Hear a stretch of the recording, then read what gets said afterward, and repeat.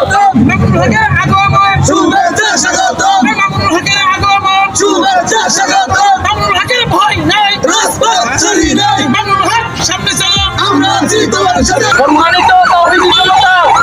আপনাদেরকে আমরা একটু আহ্বান জানাচ্ছি, আপনারা সবাই কম বেশি জানেন 1947 সালে দেশ যখন ডিভাইডেড হয়, 1971 সালে আমরা যখন সোনার দেশে বাংলাদেশ উপহার পাই, তার পিছনে অগ্রগামী ভূমিকা পালন করছে এই দেশের ওলামায়ে কিরাম এবং এই স্বৈরাচার সরকার বিগত মুসলমানের উপর এবং এই বাংলাদেশের জনগণের উপর নির্যাতন করছে। তার পিছনে প্রতিবাদী হিসেবে সব সময়